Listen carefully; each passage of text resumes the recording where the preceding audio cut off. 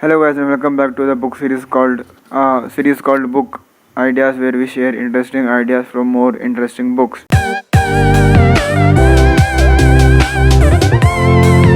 And today's book is, well, not exactly a book, a guide for any person who wants to be a leader or start or better their leadership. That is Robin Sharma, the leadership wisdom from the monk who sold his Ferrari. And today's ritual, as the book call it, is seventh ritual in the list of eight rituals. That is title is "See what others see, think what none think." It is basically talking about creativity and imagination. Now, I don't know if you know this, but all the great leaders or all the successful people that we know till today have been or are very creative, and they always let their imagination run wild. And I guess it was, well, I don't remember exactly who said it, but it was someone who said imagination is just knowledge having fun. So let's start on that note. That first of all, this basically book, this ritual, talks about the different things, but in the end of the ritual, the chapter, as I said, there is a brief page that sums up the whole ritual, as you can see here, and like a summary, we can go through that page and we will get the picture of the whole ritual. So that is divided basically into 3 points. The first one is we should make the environment wherever we are working, if it's a business or a job, in such a way that people are free or happy to express their ideas, their imaginative creative ideas.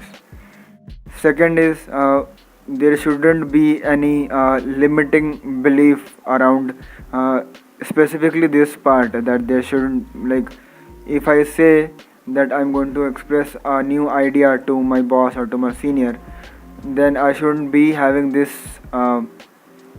fear in my mind that what will he say, what will he think, what if he doesn't like my idea and he gives, like, he takes me off the project or something like that. So there shouldn't be any shackle or chain on the mind, right, in the working environment. I'm just taking an example of working environment. It can be anything for you, that it's totally fine. It can be a school project, a business that you are running. It can be a like you are a manager of some department. It can be that. I'm just taking a normal work example here. Alright, you can apply your example to the scenario. Alright, so that being said, the third thing is that, okay, now this is actually very important thing, so I want you to pay little more attention to it than the rest of the points. It is allow people to fail. Now you must be thinking, if I'm running a business and I fail, I might suffer a loss there. So how can I allow that that to happen? I'm not talking about loss type of failure, that you actually lose something.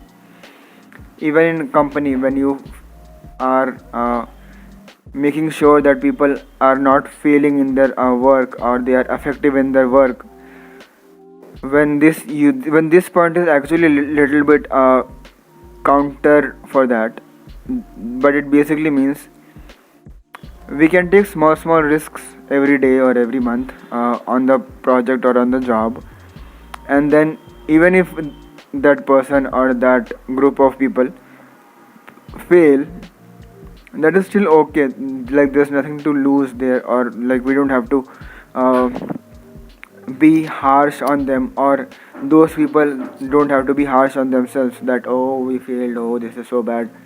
Nothing like that. That failure should be like a going with the flow type of activity. But once you learn that, okay, these things doesn't work, now you are a little bit closer to what might work, or you might then come up with something that might work, right? And this is just the experimenting, right? Science says is the error, I mean, trial and error method. Yeah, I forgot that name there.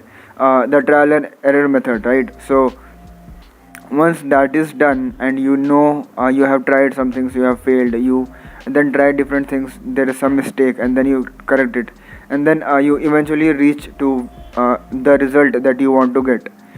So this is the third three basic points. One, there should be a place or the environment where people can express their thoughts and imaginative ideas freely. Second, there shouldn't be any chain or limitations on the people's mind about their thoughts or their creative ideas and their expressions of the creative ideas.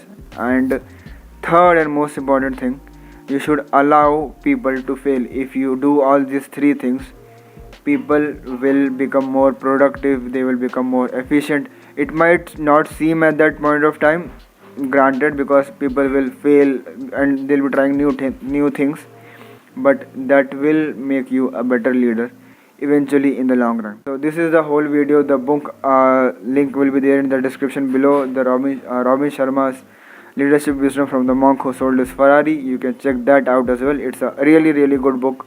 I've been saying it from the first video as well, that it is literally a guide for anyone who wants to take a post or a position or the title of a leader for their name or in their organization. So that is there. And share this video if you think you can spread some more value, or there is someone who has to see this. And subscribe now itself, or if you haven't subscribed till now, that there are more interesting and new videos coming up on the channel. This is it for this video. This is Suhail signing off. Bye bye.